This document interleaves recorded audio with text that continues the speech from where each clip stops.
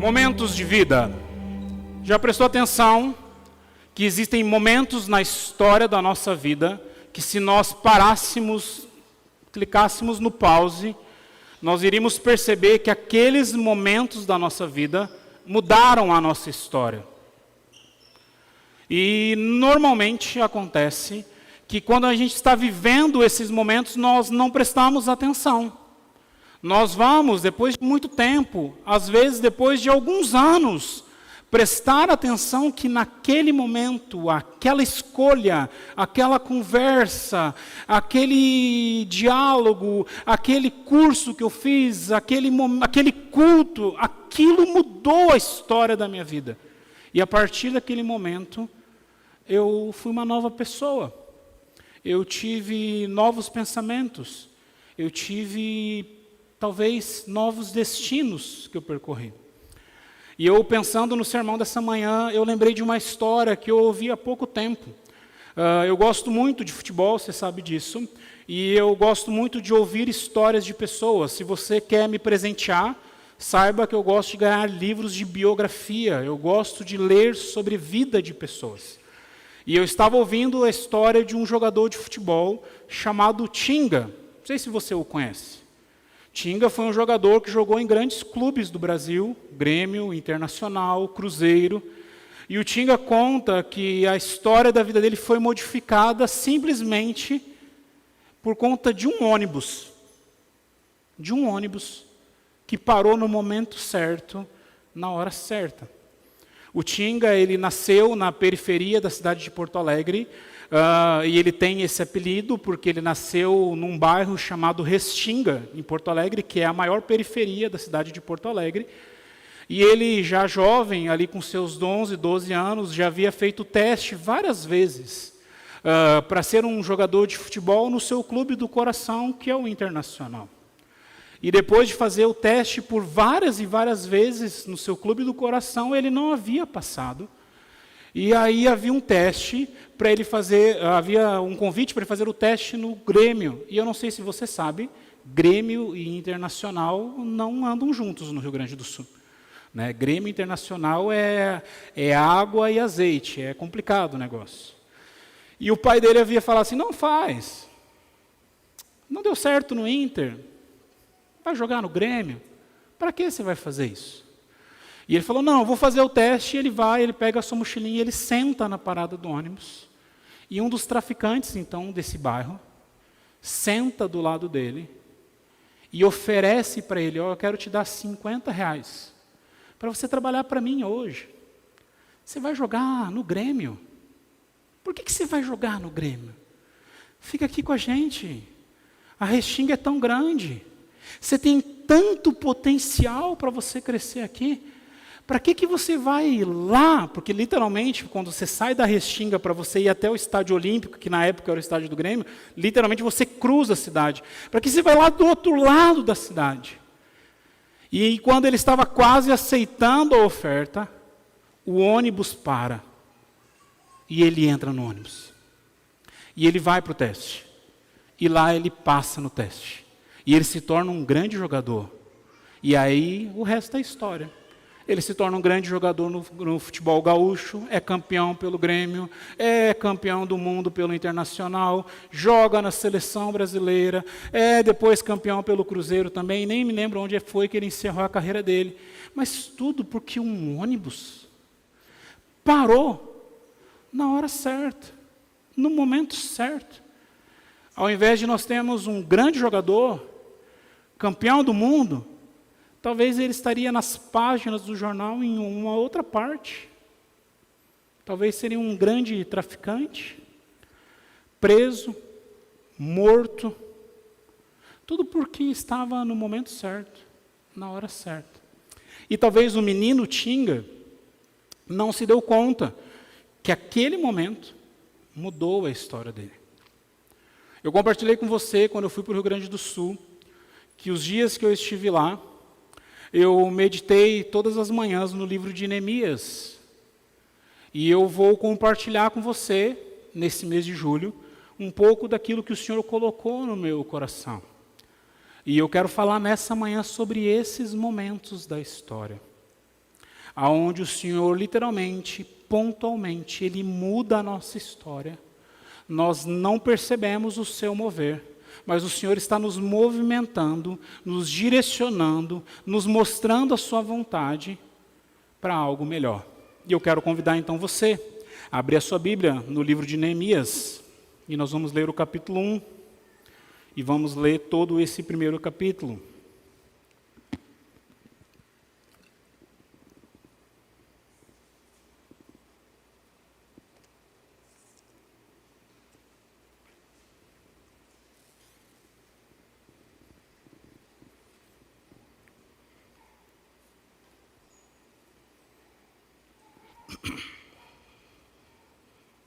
Livro de Neemias,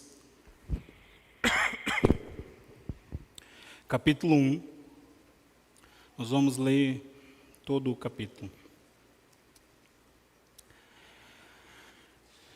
Palavras de Neemias, filho de Acalias. No mês de Quisleu, no 20º ano, enquanto eu estava na cidade de Suzã, Anani, um dos meus irmãos, veio de Judá com alguns outros homens, e eu lhes perguntei acerca dos judeus que restavam, os sobreviventes do cativeiro, e também sobre Jerusalém. E eles me responderam: aqueles que sobreviveram ao cativeiro e estão lá na província, passam por grande sofrimento e humilhação. O muro de Jerusalém foi derrubado, e as suas portas foram destruídas pelo fogo. Quando ouvi essas coisas, eu me sentei e chorei. Passei dias me lamentando e jejuando e orando ao Deus dos céus. Então eu disse: Senhor, Deus dos céus, Deus grande e temível, fiel à aliança e misericordioso com os que te amam e obedecem os teus mandamentos, que os teus ouvidos estejam atentos e os teus olhos estejam abertos para a oração que o teu servo está fazendo diante de ti, de dia e de noite, em favor dos teus servos, o povo de Israel. Eu confesso os pecados que nós, os israelitas, temos cometido contra ti. Sim, eu e o meu povo temos pecado. Agimos de forma corrupta e vergonhosa contra ti. Não temos obedecido os teus mandamentos, aos decretos e às leis que deste ao teu servo Moisés. Lembra-te agora do que disseste a Moisés, o teu servo. Se vocês forem infiéis, eu os espalharei entre as nações. Mas se voltarem para mim, obedecerem aos meus mandamentos e os puserem em prática, mesmo que vocês estejam espalhados pelos lugares mais distantes debaixo do céu, de lá eu os reunirei e os trarei para o lugar que eu escolhi para estabelecer o meu nome. Estes são os teus servos, o teu povo. Tu os resgataste com o teu grande poder e com o teu braço forte. Senhor, que os teus ouvidos estejam atentos à oração deste teu servo e à oração dos teus servos que têm prazer em temer o teu nome. Faze com que hoje este teu servo seja bem-sucedido, concedendo benevolência deste homem. E nessa época eu era copeiro do rei. Pode botar os slides aí, Edinho. Neemias. E eu quero falar com você sobre o construtor da história. A gente não percebe, mas existe alguém construindo a história. Um tecelão cuidando de um tear onde um lindo tapete vai sendo construído pouco a pouco e os retalhos vão sendo juntados e ali uma grande obra vai ser construída. Os momentos vão passando e a gente não percebe aonde tudo isso vai chegar, porque somente quando a obra toda estiver pronta nós vamos compreender tudo aquilo que Deus está realizando. Neemias estava vivendo exatamente isso. Neemias estava vivendo um momento histórico de Israel, onde ele não estava compreendendo tudo o que estava acontecendo, mas o Senhor estava construindo algo que seria reverberado pela eternidade. E para que você compreenda muito bem o que estava acontecendo, eu quero te trazer um contexto, um panorama histórico do que estava acontecendo. Pode passar aí, Adinho. Só para você entender. Nós estamos vivendo o último momento da história de Israel pré-messiânica. Antes do Messias chegar em Israel, o povo havia sido avisado que eles iriam passar por um cativeiro. O povo havia sido alertado que se eles não se convertessem ao Senhor, a Babilônia iria tomar eles, que esse cativeiro iria durar 70 anos. O povo havia passado por esse cativeiro. Nós estamos agora, quando nós lemos Neemias, na última parte desse processo. O povo já começou a voltar, os 70 anos já acabaram. Então o povo começa a retornar a Jerusalém, e começa a perceber que tudo estava destruído, tudo estava acabado. E eu quero convidar então você, nesse período de férias, que eu não sei muito bem se é férias para a gente, para os nossos filhos eu sei que é. O meu apartamento está virado de cabeça para baixo, lá em casa. Você viu o grito desesperador da Dani no grupo da igreja essa semana, né? Pelo amor de Deus, nos deem jogos para jogarmos com os meninos, porque eles estão quebrando. É isso que estava na mensagem. Mas nesse período de férias, eu queria convidar você a ler os livros dessa última parte pré-messiânica. Você tem a parte onde está a história sendo escrita. Você tem um grande livro chamado Esdras. E você tem, para ser bem moderno, para falar um termo bem moderno, 2 spin-offs dessa série chamada Esdras, que é o livro de Esther e que é o livro de Neemias. Esdras volta para Jerusalém e começa a construir a reconstrução desse processo. No meio, ali pelo capítulo 6 e 7 de Esdras, você tem a história de Esther, quando ela se casa então com o rei, quando o povo deixa de ser perseguido, quando o povo começa a reconstrução da história. E mais para o final do livro de Esdras, você tem a história de Neemias.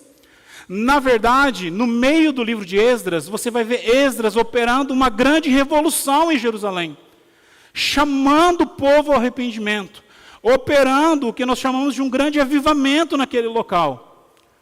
Deus opera de maneira grandiosa. Os inimigos se voltam contra Esdras, contra Zorobabel. E aí os inimigos que se voltaram contra fazem com que toda a obra de construção pare. Por isso que os muros não são reconstruídos, só o templo é. Esse Anani que volta para conversar com Neemias estava nesse movimento. E quando ele volta, e Neemias pergunta para ele, olha, o que está acontecendo lá em Jerusalém? É essa história que ele está contando. Olha, teve um grande avivamento. As coisas estavam voltando a dar certo, mas as pessoas se levantaram contra, e agora parou tudo. Então você tem todas essas histórias, a grande série, os 2 spin-offs para você poder ler, mas você também tem os profetas que profetizaram nessa geração. Você pode ler Ageu, que profetizou nessa geração. Você pode ler Zacarias, que também profetizou nessa geração, mas se você quer ler especificamente o profeta que fala para esse povo, leia o livro de Malaquias. Malaquias está profetizando para esse povo, que está lá em Jerusalém, e que havia deixado o Senhor. E aí depois de todo esse contexto histórico, o Senhor se cala. Há 400 anos de silêncio, onde o Senhor não fala mais. E depois vem Cristo Jesus. É esse o pano de fundo que Neemias recebe o sermão, ouve a história e se coloca diante do grande Deus, como ele fala, para orar pelo povo de Israel. E aí parece que o construtor da história está meio perdido. Parece que Deus falou que eles iriam ficar 70 anos e que eles iriam voltar, mas agora o povo não quer mais voltar. E o povo que está voltando não é mais tão fiel assim. O povo que está lá em Jerusalém não quer mais saber desse Deus. E aí a gente percebe algumas coisas nesse texto que a gente leu, que eu queria que você guardasse nessa manhã. E a primeira delas é que Deus, ele usa o ordinário para realizar o extraordinário. Esse Deus que constrói a história, ele usa as situações ordinárias da vida para construir as situações extraordinárias da história. Perceba, tem funções no texto. Nós temos um rei que está sentado no trono, e que depois, eu sei que você vai ler durante a semana todo o livro de Neemias, você vai perceber que ele tem uma grande função. É ele que abre as portas para que Neemias vá por todos os povos e comece a juntar coisas para reconstruir as muralhas. Se não fosse por esse rei, Neemias não faria nada do que ele fez na história. Mas há uma função em Neemias também. Ele era copeiro do rei. O copeiro do rei era a função mais importante naquele império. Era o homem que estava na presença do rei, servindo o rei. Era como se fosse o garçom do rei. Mas mais do que isso, todas as comidas que o rei fosse comer, ele deveria provar. Porque se tivesse veneno, ele morreria no lugar do rei. Ele precisava ser amigo do rei, conhecido do rei, porque ele era a pessoa mais corruptível que existia. Se você quisesse matar o rei, você precisava primeiro corromper o copeiro do rei. Neemias era amigo desse rei, a ponto do rei se preocupar com ele. Lembra do texto que nós lemos? Ele entra na presença desse rei, o rei olha para ele e questiona ele. Por que você está triste? Isso não é algo natural. A realeza não se preocupa com seus súditos, mas havia uma intimidade. Deus usa essas situações ordinárias da vida, corriqueiras da vida, para produzir o seu extraordinário. Por isso que às vezes a gente fala sobre isso na igreja e você acha que a gente está só falando e expondo de púlpito e é só fala, mas não é. Meu irmão, Deus colocou você na função social que você tem, não é para você ganhar grana e dinheiro, mas você está lá para glorificar o nome do Senhor, para alcançar vidas e libertar vidas do império das trevas, e tudo o que você faz é para a honra e glória do Senhor. Há uma história, há uma meta narrativa muito maior sendo construída através da sua vida, e que você às vezes nem parou para prestar atenção. Você está lá, você é contador, com um monte de número na sua frente, e você pensa, como isso glorifica a Deus? Glorifica quando você abençoa a minha vida, porque eu sou um zero à esquerda fazendo número. Eu não sei somar 1 mais 1, às vezes quando eu somo 1 mais 1 dá 3. Eu preciso da sua vida. Você é bênção. Deus, Ele quer usar o ordinário para abençoar e fazer o extraordinário acontecer. Perceba que Deus usa as funções familiares. Se você ler o livro de Neemias, você vai perceber que ele parece um diário. A gente não pode falar que é um diário de Neemias, porque todo o livro dura 20 anos. Mas ele começa a retratar e relatar várias situações que se passaram durante esses 20 anos. Mas ele começa mostrando que ele é filho de alguém. Né? Primeiro versículo. Que o seu irmão o procurou. Deus usa a situação ordinária da nossa família para produzir o extraordinário nessa meta narrativa. Já parou para prestar atenção? Você que tem irmão, o quanto o seu irmão serviu para trabalhar santidade na sua vida, domínio próprio. Quantas vezes você já quis matar o seu irmão e você não matou? Isso, você exerceu domínio próprio. Você que é casado, nem se fala. A família. O lugar que você come arroz, feijão, todo dia. O lugar que as pessoas conhecem você como você realmente é. É o lugar mais cotidiano, mais corriqueiro seu. Mas é ali onde o Senhor está forjando o seu caráter para que você possa construir o extraordinário fora dali. Esse núcleo familiar de Neemias forjou o caráter dele para ele ser o que ele é. E há algo implícito no texto que talvez você não prestou atenção. Presta atenção. Lembra do contexto histórico que eu falei para você? 70 anos se passaram. O povo ficou em cativeiro. Estava voltando agora. Neemias não tinha 80 anos. Talvez Neemias tinha entre torno de 30 a 40 anos, mas a gente não pode cravar a idade de Neemias. Ele não conhecia Jerusalém. Ele não esteve na terra. Como ele ama a terra. Como ele tem desejo de voltar para um lugar que ele não esteve lá. Por causa da família. Isso para mim é muito claro quando eu olho para o texto, porque eu faço igual na minha casa. Já falei isso para você daqui de púlpito. Dia 20 de setembro é um dia muito especial para mim. É o dia do gaúcho. Aonde eu estou, eu sento com os meus filhos, explico que nós perdemos uma guerra, mas que nós nos levantamos um dia. E esse é um dia especial. É isso que estava no coração de Neemias. Já prestou atenção? Ele quis ir para um lugar que ele nunca esteve. Ele estava com saudade de um local que ele nunca havia passado.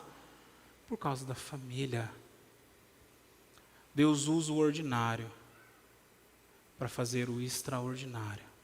Mas ainda dentro desse ponto eu queria te falar mais uma coisa. As catástrofes, elas vão acontecer. E elas fazem parte do nosso cotidiano. Desde os dias de Jesus era assim. As pessoas já passavam fome nos dias de Jesus, a ponto de alguns inquiridores de Jesus falam assim, você não está preocupado com as pessoas que estão ali passando fome, os pobres? Jesus vira para eles e fala assim, vocês vão ter sempre os pobres com vocês. E essa é uma realidade.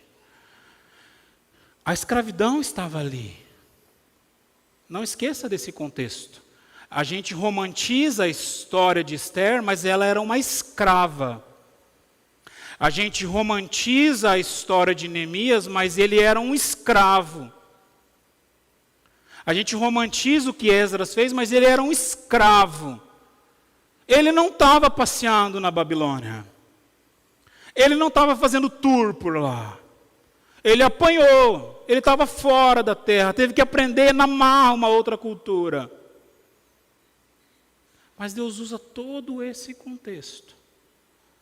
Para começar, e se você ler essas 3 obras, tanto Esdras, Esther e Neemias, para você perceber pelo menos 2 avivamentos na história de Israel.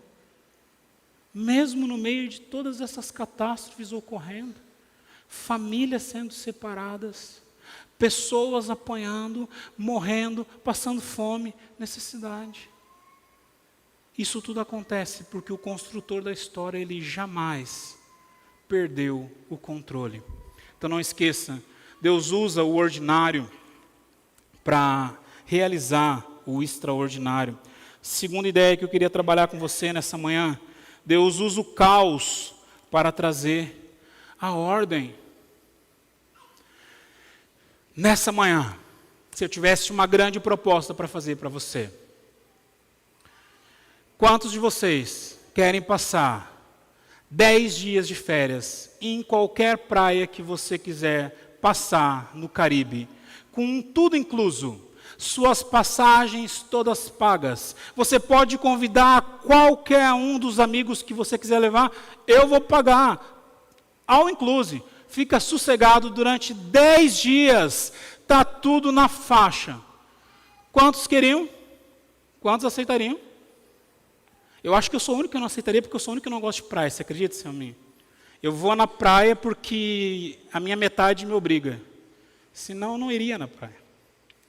Mas se eu dissesse para você, que para você passar esses 10 dias lá na praia, com seus melhores amigos, comendo a melhor comida, bebendo as melhores bebidas, participando de toda a alegria, você precisaria passar pelo menos 5 dias na pior masmorra, com os piores algozes, vivendo os piores sofrimentos e todo tipo de flagelo. Mesmo assim, você aceitaria os 10 dias?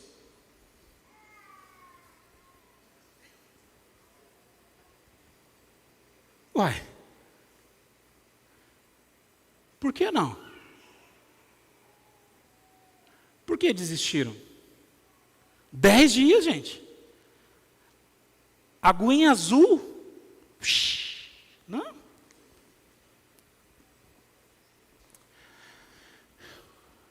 Quando a gente olha para a história de Neemias, a gente percebe que não havia esperança para aquele povo.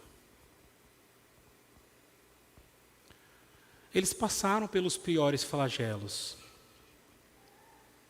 Dormiram nos piores locais. Um dia eu parei de beber refrigerante, vai fazer quase 1 ano que eu não tomo refrigerante. Glória a Deus, viu, gente? Glória a Deus. Mas você pode me chamar para tomar um café, eu aceito. Eu quero te contar qual era a função dos sápatras, aos quais Daniel foi chamado para ser.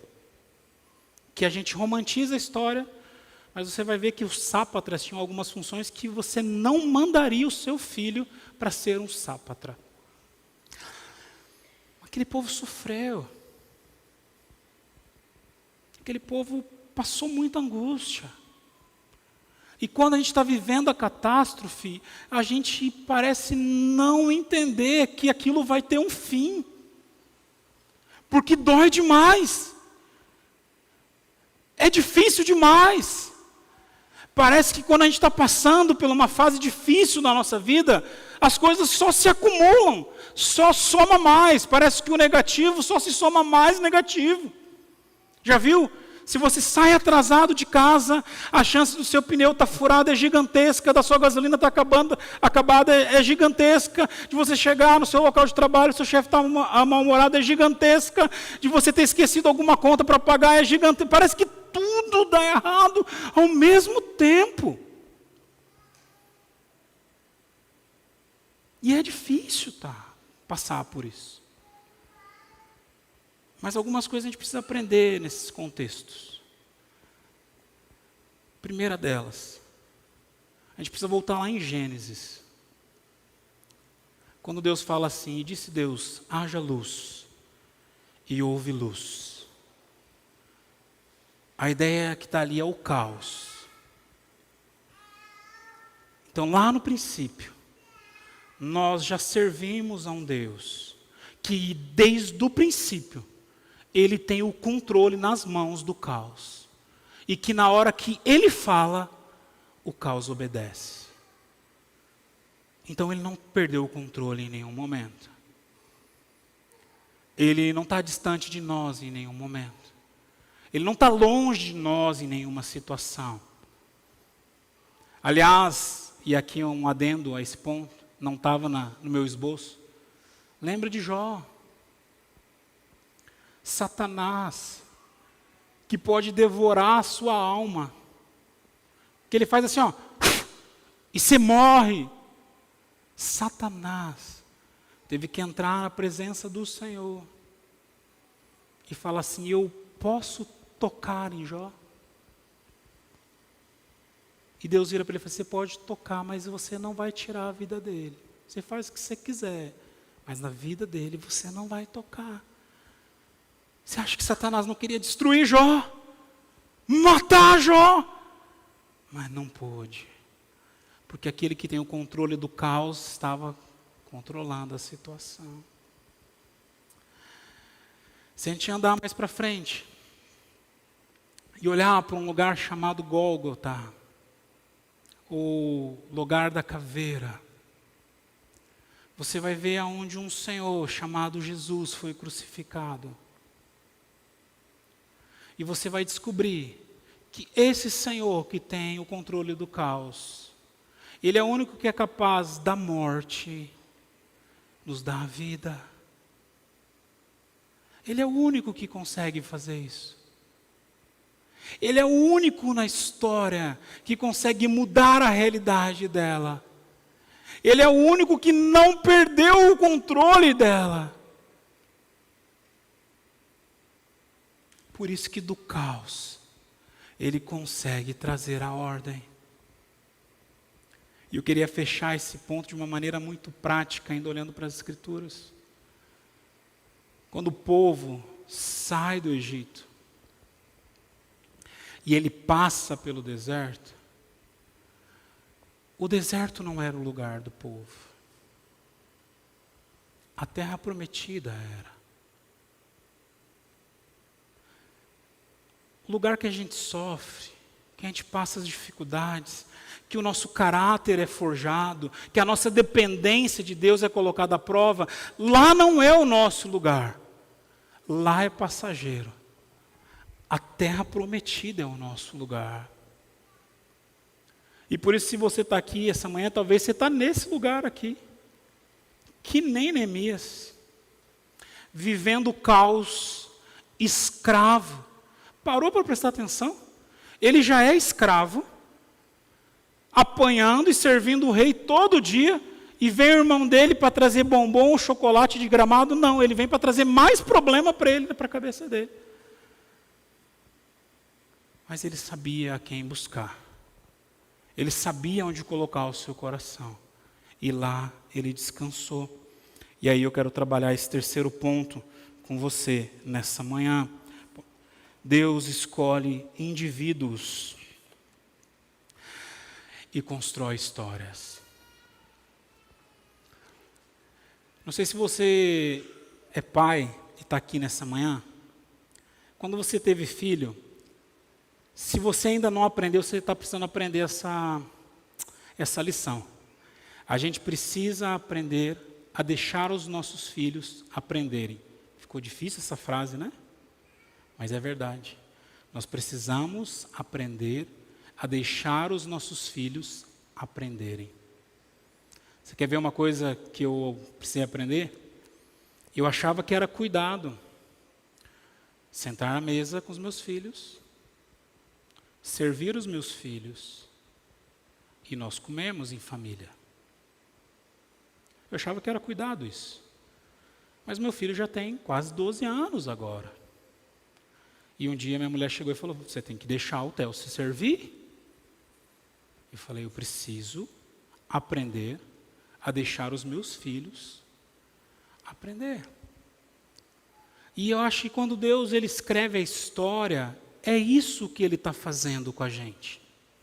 Porque Deus ele tem todo o poder. Ele tem toda a autoridade. Ele tem o controle do caos nas mãos dele.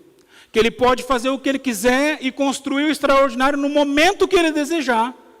Mas, cara, Ele escolhe pessoas pecadoras, cheias de falhas, de temores, cheios de coisas que não tem nada a ver com Ele. E fala assim, eu quero usar essa pessoa, esse indivíduo, para que Ele escreva a minha história, a minha meta-narrativa. E é isso que Ele faz com Neemias. Por que não usar Esdras? Por que não usar um sacerdote da época? Por que talvez não ir e buscar a pessoa mais inteligente da sua nação? Por que não escolher um Sansão, talvez alguém forte, capaz de liderar? Por que escolher um escravo? Por que escolher alguém fraco, dependente? Por que escolher alguém que nunca havia pisado em Jerusalém? Para construir a história daquele povo.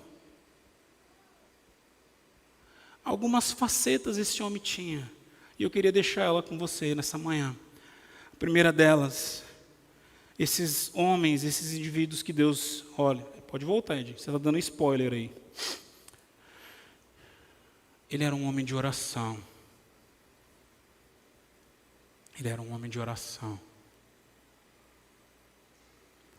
Depois que o irmão dele falou como o povo estava lá, ele falou assim, então eu passei dias assentado, orando e jejuando.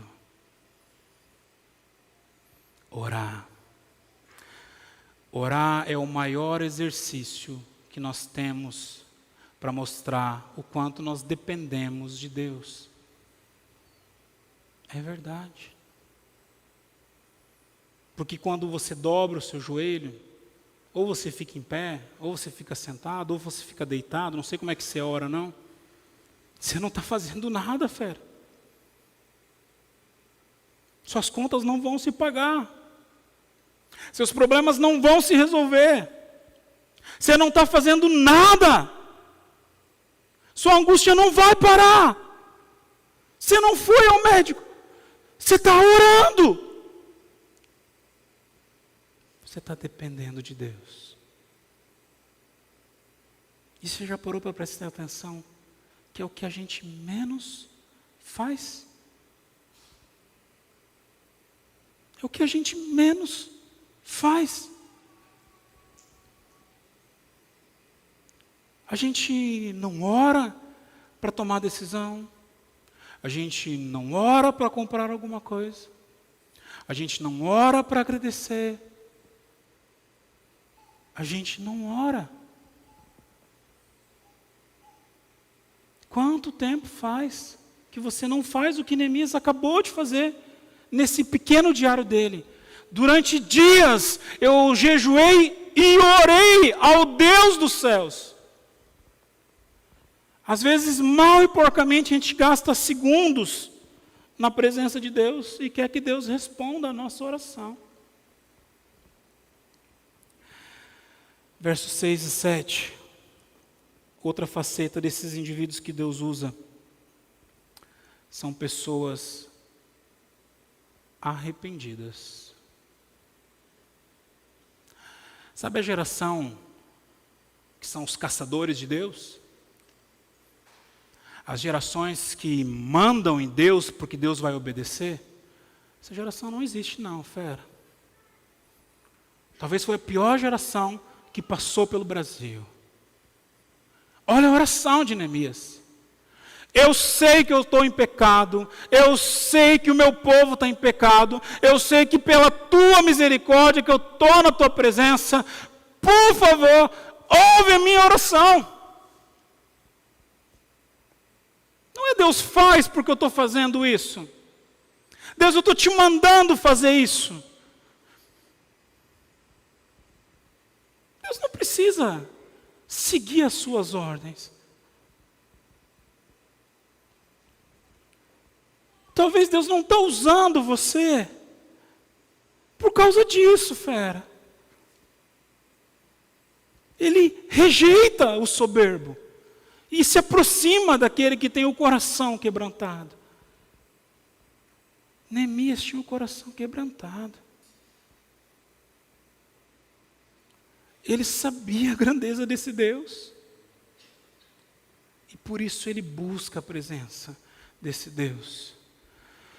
Verso 10 ainda nos ensina, verso 8 e verso 9, uma quarta faceta desses homens. Eles eram bíblicos. Pastor, a Bíblia não existia naquela época, mas a Bíblia que existia ele sabia de cor. Porque o Senhor falou ao teu servo Moisés, e o teu servo Moisés ensinou isso. Eu falei com você há 40 minutos atrás, e talvez você já esqueceu o que eu acabei de falar com você. Talvez você nem sabe o livro da Bíblia que a gente está estudando mais, porque a fome já está batendo. É Bíblia. Como a nossa geração precisa de Bíblia. Eu estava conversando essa semana com um dos professores do seminário nosso, lembrando, e a gente vê que a gente vai ficando velho, porque a gente fica saudosista, Felipe. Falando assim, na nossa época, a gente era obrigado a ler a Bíblia no seminário. Metade no primeiro semestre e no segundo semestre ler toda a Bíblia, 2 vezes ao ano. Essa geração não precisa mais. Não é cobrado mais. Cadê o Léo? Não está aqui, senão ia levar uma puxada de orelha. Porque eu cobro dele. Como é que o cara vai ser pastor, bicho, se ele não lê isso daqui, ó? Se ele não sabe isso daqui? Eu não quero que ele dê conselho sobre os maiores psicólogos, os maiores terapeutas, o que a filosofia. Eu quero saber o que a palavra de Deus fala. O mundo quer olhar para a sua vida e saber o que a palavra de Deus fala. Talvez Deus não está usando você, porque você não está usando a Bíblia, fera. Não está lendo. Quarta ideia desse homem. Ele era submisso. Ele sabia do problema. E ele queria ser usado. Ele queria ser usado. A história das missões conta a história de 2 jovens que queriam evangelizar uma das ilhas prisionais que existia na Idade Média. Não deixaram eles entrar. Não podia entrar o evangelho lá. Eles então se ofereceram como prisioneiros para morar dentro dessa ilha, onde eles sabiam que eles iam morrer, que eles não iriam voltar. Essa é uma das histórias que nós ouvimos dos moravianos e que aquece o nosso coração. Mas onde é que estão os moravianos da nossa geração agora? Submissos. Eu quero ser usado pelo Senhor. E uma quinta ideia, que o texto acaba, e eu fiquei muito tempo pensando por que ele coloca isso no texto. Porque ele termina falando assim: e nessa época, eu era copeiro do rei. Todo mundo que Deus usa, sempre tem uma ocupação. Eu vou usar uma expressão forte, mas eu já cheguei num ponto do ministério que eu não estou preocupado mais com o que você vai pensar. Deus não usa vagabundo, velho. Fera.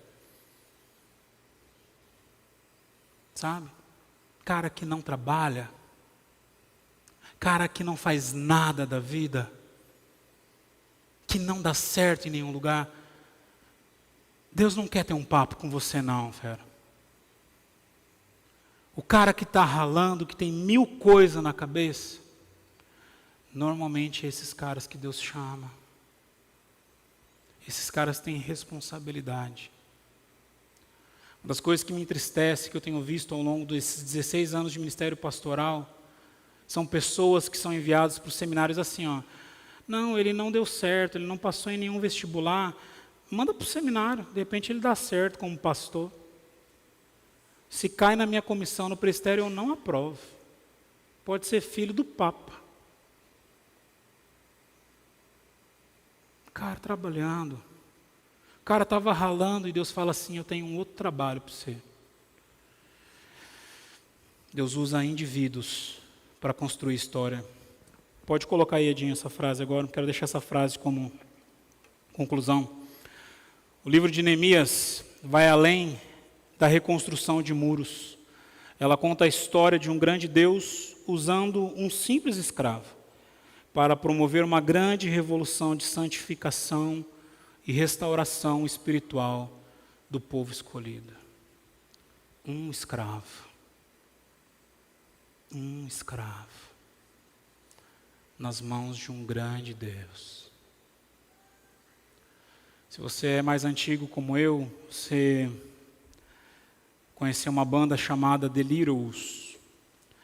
The Littles tinha uma música chamada History Makers, feitores ou fazedores de história. No coro dessa música ele fala assim: eu quero ser alguém que constrói a história de Deus nessa nação. Eu quero ser alguém que toque em vidas nessa nação. Eu quero ser esse alguém, porque eu sei que eu estou voltando para os teus braços. Aonde estão os construtores de história? Aonde estão os Neemias da nossa geração? Eu quero ser Neemias na minha geração. Eu quero dizer: eis-me aqui para o Senhor. Eu sei o que isso implica. Mas talvez você chegou aqui nessa manhã, você nem parou para pensar sobre isso. Talvez sua vida está lá no caos ainda. E eu quero orar pela sua vida. Quero orar porque eu sei o Deus que eu sirvo. E eu sei que Ele quer tocar na sua história. Mas talvez você, assim como eu, você também quer ser um Neemias nessa geração. Fala, Deus, eu não sei aonde, eu não sei quando, eu não sei como, Deus, mas eu quero ser usado pelo Senhor. Eu quero escrever a tua história, aonde o Senhor quiser. E eu quero orar pela sua vida também. Quero chamar a equipe de louvor aqui à frente. Convidar você a ficar em pé. Se você quer que a gente ore pela sua vida, quero convidar você a vir aqui à frente para a gente orar por você.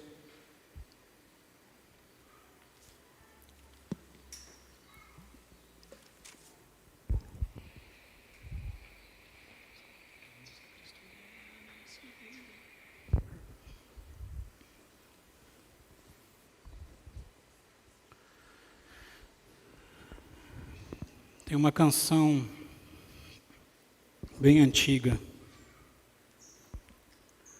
que ela fala assim: Cristo é a nossa vida, o motivo do louvor, em nosso novo coração.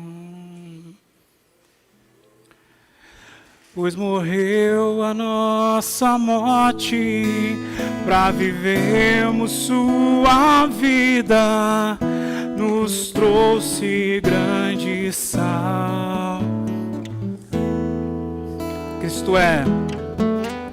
Cristo é a nossa vida, o motivo do louvor, em nosso novo coração.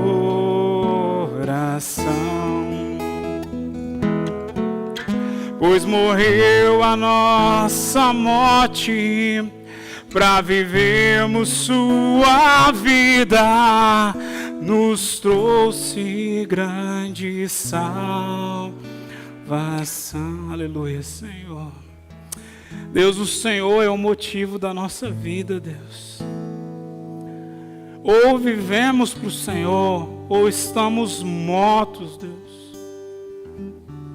Neemias compreendeu isso, que o Senhor, e somente o Senhor, o Deus grande de Israel, Pai, é quem tem o controle da história. Não era o rei que escravizava, não era a história, Deus, que controlava, mas era o Senhor que controlava. E era nessa poderosa mão que Ele submeteu a vida dele, Senhor. Nessa manhã, Pai, nós queremos submeter a nossa vida também ao Senhor. Ao Senhor Jesus. Nós queremos, Deus, escrever a história do Senhor. Fazer parte, Deus, da Tua história, Deus. Usa, Deus, a nossa vida. Usa, Deus, a nossa história tão cheia de falhas, tão cheia de dificuldades, Deus, para construir a Tua metanarrativa, Deus, a Tua grande história. Deus, abençoa cada vida que está aqui nessa manhã, aqueles que estão aqui na frente nesse momento, Deus, em nome de Jesus. Derrama, Deus, e preenche, Pai, com Teu Espírito Santo, Deus, em nome de Jesus. Eu clamo pela vida deles, Deus, pela minha vida também. Precisamos do Senhor, e é só do Senhor que nós precisamos. Toca nas nossas famílias, Deus. Deus, toca nos nossos filhos, nos nossos netos, Pai. Deus, toca nos nossos locais de trabalho. Toca nas nossas escolas, faculdades, nos nossos ambientes sociais, onde estivermos. Que essa semana, Deus, Goiânia sinta, Deus, um movimento do Senhor através dessas vidas que estão aqui, Deus, em nome de Jesus. Muito obrigado. Quero orar, Deus, se alguém aqui, Deus, ainda está, Deus, com a sua vida pesada, Deus, passando por lutas, Deus, dificuldades, Deus, situações, Deus amado, que parecem tomar conta da alma. Deus, eu quero clamar pela Tua paz, paz que a Tua palavra fala, que excede todo entendimento, que vai além de nós. Derrama, Senhor, da tua paz sobre esses corações. Não deixa, Deus, a areia do deserto, Deus, sucumbir os nossos corações. Não deixa, Deus, a dor, Deus, a aflição, Deus, tomar conta de nós. O deserto, Deus, não é o nosso lugar. A escravidão não é o nosso lugar. O caos não é o nosso lugar. O nosso lugar é os teus braços, Senhor. Então toca, Deus, e derrama a tua paz. Em nome de Jesus.